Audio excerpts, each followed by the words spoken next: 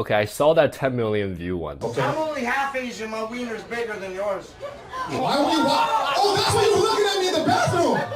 You freak! No, he came up to me. He was like, "Hey, are you the comic?" No. You were doing research. You were like, "What would I have been if I was 100%?" Why do you think they were hating on you so much? Think of the comeback. Oh yeah, well, you say it out loud. Oh yeah, what? I bet you were adopted and you're an orphan and your circumcision went wrong. Look, man, you really like to talk about my a lot. Like I could tell you think about it quite often. I mean, do you want to see it? With Mike, in this interview, I want to talk to you about how you got into comedy, and then I want to talk about how you use comedy to improve your life, and maybe teach some of our audience and viewers some social skills you learned as you picked up, the skill. So, did you get into comedy first, or did you get into self-development first? Oh, self-development first. Yeah. I would say I started delving into it when I was 18 or 19, somewhere around there. Yeah. Because like I was hooked on drugs and I was really desperate to quit, get rid of addiction, and then also I remember going to Borders, the bookstore, and I went to the bookstore and I went to like the psychology section to look at addiction, and then next to it was a small section for like self-improvement because it wasn't big yet. It was so tiny, and then I just came across some of those books, and that's where it all started, man. Just looking at that stuff, And then what did that take you? How many years were you in it? I mean, I still do it.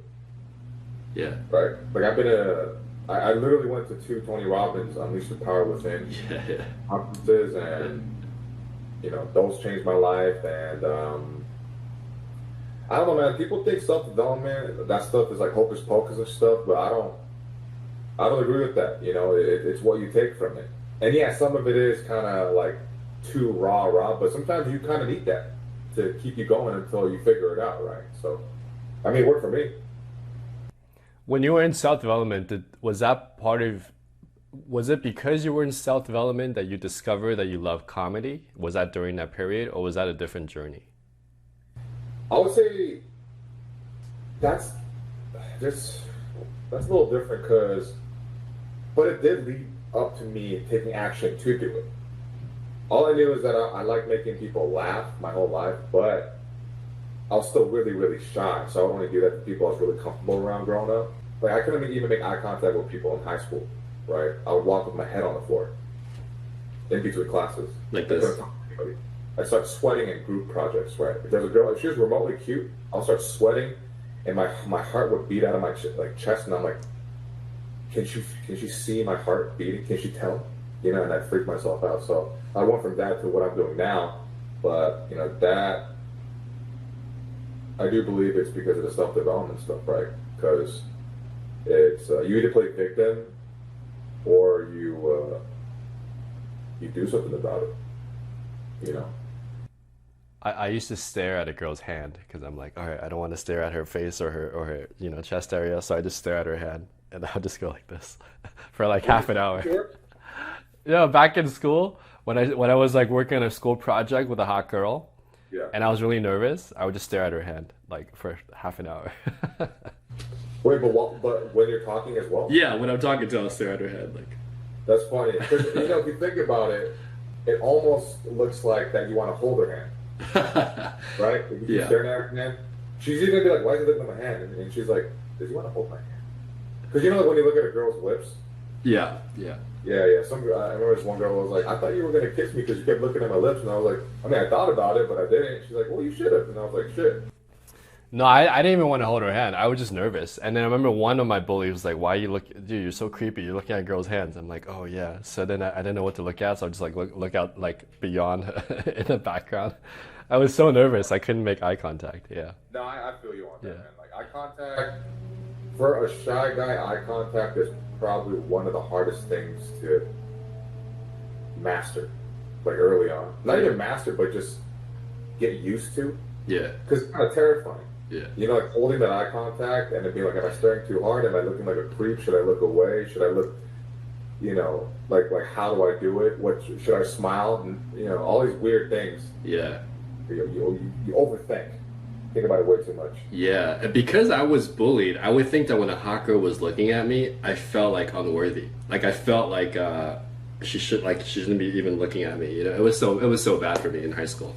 Yeah, the low self-worth, right? Yeah, yeah. And then you automatically go negative thoughts like, oh, they're looking at me because they think I'm ugly, or they want to make fun, whatever. It's really like, you know, because I struggle with that too. Yeah. Even when I started coaching, became a coach, when I was like talking to, you know, girls that I found really attractive, and they're looking at me, I'm like, I can't believe she's looking at me. You know, I'm like, what's going on? Like I had to readjust my brain. Like, oh, it's okay. Like you're cool now. Not that I wasn't cool before, but in my mind, I wasn't cool before, and so it was like, hey, you know, it was really good. Transfers even into adulthood, right? Like, yeah, even in my 30s, man, and however people view me, I still have a hard time viewing myself in a way that certain people may view me. You know, if a girl thinks I'm like hot or attractive, it's still like I still kind of have to allow myself to accept that. yes. And take it as a reality. You know, instead of being like, why? You know, like you want to question it, like why? Yeah, Right? yeah. Well, I feel like that's still kind of there a little bit on the inside, but you know, it's kind of like the whole, like taking a compliment before they say, "Oh, you're pretty good at singing." And I'm like, "Oh, I mean, not really." You know, you want to downplay it all the time. Yeah. Like, no. But then you learn to just say, "Thank you." Thank you. That's it. Just thanks. Yeah. Yeah. Can I ask you some quick questions about your comedy stuff? Sure. Okay, I saw that 10 million view one. That was pretty funny. Move on to some other stuff, okay? I'm only half Asian. My wiener's bigger than yours. Why would you walk? Oh, that's why you were looking at me in the bathroom. You freak? No, he came up to me. He was like, "Hey, are you the comic? No. Are you the comic?" And I was like, "Yeah, man, the fuck?" You got a microphone. And I was like, "What are you doing?" He's like, "Oh, I have a condition. I just can't." You lied to me. I thought, oh my God, you were doing research. You were like, what would I have been if I was 100%? Okay. I know. I know what you talk about. Okay, wow. Man. That's not a sexy accent. Do you? The two hecklers? Yeah, dude. What did his? I'm curious. What did his girl look like? Because she sounded, you know, foreign. She's Filipino, but then she was making fun of, because I'm like full Asian, you know, Filipinos are mixed, so that she wanted to make fun of me with like a fake Chinese accent. So she was, you know, it was like really hacky, and that's why I was like, yeah, that's not a sexy accent. No, but she had a Filipino accent, but she was like, you know, doing some like a super hacky fake Chinese thing. Why do you think they were hating on you so much? Well, so her boyfriend started it, who's half Asian, and he was already kind of drunk. So when I said something about like an Asian, people think it's small. He said, "Well, I'm only half Asian, bigger than yours." That told me that he got bullied growing up, probably, or he got made fun of for that. Like every Asian guy got made fun of that. But him, he's like half Asian. He's like, I'm not full Asian. Like, stop that. So he kind of learned to shun his like Asian side to try to fit in, and then it all kind of comes out when he drank and he's with his girlfriend, whatever, you know. And you know, guys when they're on a date like that, whether they're in a relationship or not, if they're insecure, they try to heckle to look confident, which actually has the opposite effect. And I can sense that right away. That's the thing about comedy shows, right? If you're good, it gets very raw, and then sometimes people's insecurities come out. Do you get heckled a lot? Sometimes it seems like it because I put out clips, right? But not a whole lot. I used to pray for it though. I would just be like, please heckle me. Why? Like, because I want it. I want it because I think it's a part of me that when I was a kid, I couldn't stand up for myself, and I wasn't comfortable with myself. And I think it kind of comes a little bit from that, you know, proving to myself, like, yeah, I'm different now, but also it's just kind of fun because I like seeing how far I've come in terms of my ability to stay emotionally stable and cool, calm, and collected, and then just kind of, you know, calmly dismantle them right? Because I could be really, really mean, but I still try to make it, funny, even though I still take them apart, Yeah, you take them apart stylishly, artistically, Yeah, in a way where, everybody's kind of enjoying it. Yeah, yeah. If you're mean about it, people turn on you. But if you do it and they laugh, then it's like... Yeah, I mean, there's people that are mean about it, and depending on what the other person did, they'll kind of still take your side, but I don't think it's necessary. I approached this one girl. She was like drinking. She was standing out in the outside area of the bar. And I talked to her, and she's like, yeah, I'm not interested, da-da-da. And I'm like, okay, cool. And I left, right? Then I went down the street, and then later on, this guy who was really drunk, who was with her, he came up to me and said, hey, why are you talking to my wife, bro? I'm like, oh, didn't get the memo, sorry. I'm like, what? I didn't see a ring, though. And he was like, that's my girlfriend. I'm like, I thought she was your wife. So I find out later that they're not even dating. But then the guy was drunk, so he followed me a couple of blocks down. And then it's scary because when you walk a block and you take a right, it's like you're not in their vision anymore, right? Yeah. So I took a right with my friends, and he followed me with a friend. And then, long story short, he wanted to fight. He threw a punch at me. At the time, I was training Jeet Kune Do. So I dodged the punch, and then I just reflex. I dropped the bag, because I have really long reach. So I hit him, and I could hear like there's a crack, and then he went to the ground. And then I don't know if you ever do martial arts, but my instinct just kicked in, and I literally was like on top of him, and I was about to land another punch. And I wasn't even thinking. And the only reason I was thinking about that was because there's two guys, and if I don't neutralize them now, those two guys are gonna get me. So right before I was about to hit him the second time, his friend, who was a little bit overweight, pushed me off. And then he got up and he just started walking away, but cussing me out as he was walking away. So I knew like he was a little scared. Anyway, after that incident, I felt like it was weird because it was like I was reliving my high school. It was like you said, like I wish I had stood up for myself in high school. And then that incident made me, for some reason, brought up like all those emotions. And I'm like, I'm kind of glad I defended myself, And that makes me think like in the future, if there's like virtual reality or VR, instead of going to therapy, maybe you can just replay the trauma that happened and then like redo the things that you wish you did during that trauma, and to kind of give it a new meaning, if you will. I don't know. It was very therapeutic for me because for me, I never stood up for myself. I wish I had punched back when the guy beat me up. I was very small and skinny back then.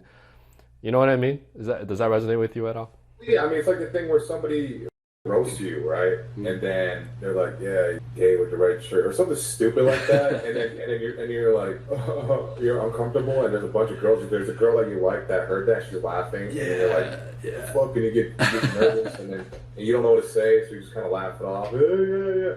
And then like 4 hours later, when you're on the drive home, you're like, you think of the comeback, oh yeah, well, and you say it out loud, oh yeah, well, I bet you were adopted and you're an orphan and your circumcision went wrong, so it looks kind of lopsided or something stupid, right? And you say that. I used to do that all the time.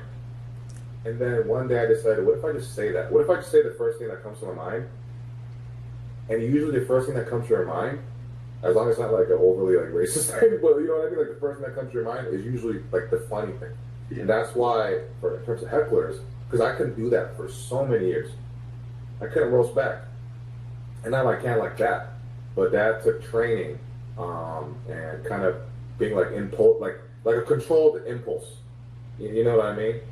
And trusting yourself, right? But the trust is only built from taking action, which as soon as you hear that thing, they roast you, you have a thought, you say it. But it's like pickup, right? You see them. If you hesitate too long, you're not going to approach them. The rule is like, what, within 3 seconds, just go up. So you don't have time to think. Same thing with responding to a heckler. Don't overthink it. You overthink it too much, it's already too late. If you say it like 10 seconds later, you're done. And people know, oh, you thought about it. But why did that video go so viral? Because I didn't think about it. I just said it. And people are like, oh, you're so quick, isn't that blah, blah, blah. Yeah, but I wasn't born like that. I had to teach myself how to be like that, And that's why I think, like, what you do is great because you're teaching these guys to improve themselves. Like, they don't have to be this thing that they think that they are. This kind of like sad version of, they think that's it, but that's not it. You're not stuck that way. I was, dude. If I was stuck that way, we wouldn't be here talking. You know, right? Yeah. There are two skills that I think of. One is like your skill, which is you have both too. One is an improv skill, right? Improv is like you're standing there and you're letting whatever comes up come up. And you're right, the first thing that comes up usually is the most natural instinct, and that usually is the most funny. Then there's things that like I remember exactly what you're talking about. For me, it was girls said something or another guy tried to steal my girl and he would say something, or it was like sometimes gay guys have the best comebacks, and I'm like, oh, I should have said that. And I remember all these things I would store in my brain, and then the next time another guy comes and steals my girl, I'm like, cool, sure, bro, or like I know what to say, and it's like calm under pressure because you already know this line works. Like it worked 10 times before, it'll probably work now. And when you say it, you're just prepared. It's like, all right, these are things I prepared, and then but I can also improv and be in the moment. But just in case, I have things that I've trained on, that my backup, that I know gets a laugh or I know gets a certain response. And I think that those two combinations make you really powerful because you can also go off the cuff, but you can also like I have things that I know fit the situation that work. No, that's absolutely true. Especially in those scenarios with the guy and then like trying to talk to your girl or whatever, because if you see that enough, you can kind of categorize them mentally in what kind of guy they are, in the way they approach it, and what you could say. Like for instance, also, us being Asian dudes, people still in adulthood think that to try to make themselves look more alpha, they'll talk about your size, because it's small, you got a small, and then literally this one time I said, he just kept talking about my every week because we were working together, and he would try to like roast me, but just like with tiny. And then one day I just looked at him and I was like, around a group of guys, and I looked at him, and he was like a really big dude, but I don't give a fuck. I was like, just calmly, I'm like, look, man, you really like to talk about my a lot. Like I could tell you think about it quite often. I mean, do you want to see it? I could just show it to you on the side if you want. And he's like, what do you do? No, dude, I'm not gay. I'm like, dude, just come on, man. And the other guys here know it. You talk about it all the time. It's not gay. We don't gotta make eye contact. I'll just whip it out real quick. You can look at it, and then we're good, right? And he's like, no, bro. After that, never talked about it again. And I've used that multiple times. Right. In their mind, logically, it's if I make fun of this guy, I look more alpha, and these girls are gonna want me, or these guys around me are gonna accept me more. And then they don't expect that. Because that shows that you're really comfortable with yourself. And even if your dick is small, dude, I don't give a dude, my so tiny flaccid, it's hilarious, right? It's a tiny flaccid. I'm a grower, like a super grower, right? And I know that, and I'm comfortable with that. So I would be like, dude, but who's the gay one? He is, right? And he's like, oh, I'm not gay. I'm like, well, you sound kind of gay. You keep talking about my dick. It's weird, right? Yeah, no, so for me, it was I would just kind of be like, yeah, you're right. How did you know? Have you seen it before? Or I'll be like, yeah, your mom thought it was okay. And then I noticed that with girls, if I don't react to the guy, it's up to the girl to react. So if she wants to talk to that guy, she'll talk to him anyway. But if she doesn't want to talk to him, I just look at her and be like, are you good? And she'll usually tell me whether or not we should acknowledge the guy. And so I learned, like, if you just don't acknowledge him and follow the girl's lead, usually that ends up well if you have a good connection. So that's what I learned in, like, dating, right? In terms of social dynamics within the group. Nikki Glazer talks about chuckle fuckers. So, like, as a male comedian, apparently a lot of girls want to hook up with you, but as a female comedian, apparently they don't after the show.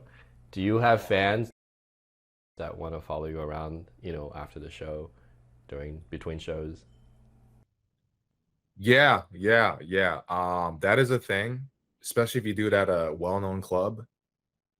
Actually, not even just like a club. I mean, well, that helps because that helps with like the social status or the authority bias, right? If you're like a Laugh Factory or some other really well-known club. But even outside of that, if you just do well and you're funny, like girls will think you're the shit.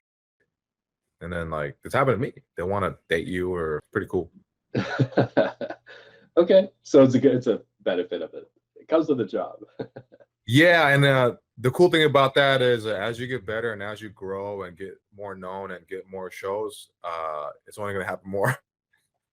Are the girls cute? Everything. Well, they could be the whole spectrum. Yeah. Yeah, could be all of it. Do you just pick the ones that you think are cute? Or obviously, that's Yeah, pretty much. Or if I'm like feeling kind of horny and desperate, I'm like, fuck it.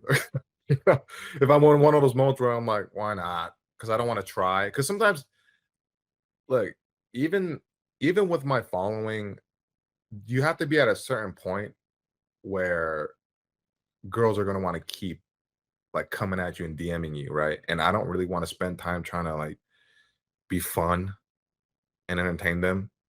So if it's just like if the door's open right there, why the fuck not? And they just want to bust in that real quick, whatever. And sometimes like afterwards, I'm like, why the fuck did I do this? But I'm like, I got it out. It's a weird thing of hell yeah, I did it again. But then it's like, damn, you have no standards. You know what I mean? Sometimes it's like that. It's weird. Sometimes I have like high standards for myself, and other times like, dude, who cares? It's just Is there a cost to it though? Because I feel like if you sleep with a fan, sometimes they get really obsessive, or like they follow you around, they stalk you. Is there a cost to that or no? I'm sure there is a potential for that, but I mean, I've dated somebody that was started off as a fan, and then but what I find is this: usually the ones that really like want to date you and shoot their shot at you, they're very, very insecure. They have a lot of baggage, and they kind of feel like being with somebody who's got some more, I guess, social status or is like fun, is funny, entertaining, is gonna like fix their shit. Literally, I had one girl come over here, fly from Boston, and she's like, and she was like an engineer who's baseline is depressed. All of them are like baseline depressed. And they're like, I thought if I came here, I'll get the answers and it would fix things, but it didn't. And I'm like, well, I don't know you were like depressed like that. What the fuck? Like, and that's a common theme I've seen over and over and over again. So that's what comes with whether you have a following or not on social. It doesn't matter. It's like if you're like that funny guy that makes them feel good, you have to be wary of the really sad girls who kind of want to cling to you thinking that you can fix shit. And then I've dated girls like that, like long term, man. It just it's like swimming for two people. You start to, fucking, you're gonna get sad too eventually. You can't. It's contagious. It's funny because women have that capability when they're depressed, which is let me seek a higher social status and let me see if that solves my problem. Yeah. Guys, on the other hand, either they get into self-development or they buy a gun, right? Or like they get violent, right? So it's so funny how different genders deal with not feeling they're getting the most out of life. And I think as a celebrity, because of our culture, that seems to be the solution. But then it's funny because once you get the solution, you're like, oh, that's not the solution, and then you get even more sad sometimes. Yeah, because it's like, oh, if I get this, then I'll be happy. That never works for anybody, ever. For anybody. And even then, like, what is it? Jack Knight. He was a super famous comic, so funny, so talented. Been on the Netflix. He was with Big Mouth, just everything, right? Traveling the whole country. He passed away sometime this month earlier, and then if it was found out that he offed himself with a gun. Wow. But if you look at him, he had like everything, honestly. 28 years old, right? But these type of things happen more often than people think. And, like you can have everything and nothing at the same time. You get what I'm saying? Yeah. Paper, he had everything. But clearly there was something fucked up to make him do that. That's why, if I get this, it'll fix everything. It doesn't fix everything. Oh, if I get the money, it'll fix everything. No, it doesn't. I know rich people who are fucking miserable. Yeah, me too. Right? Yeah.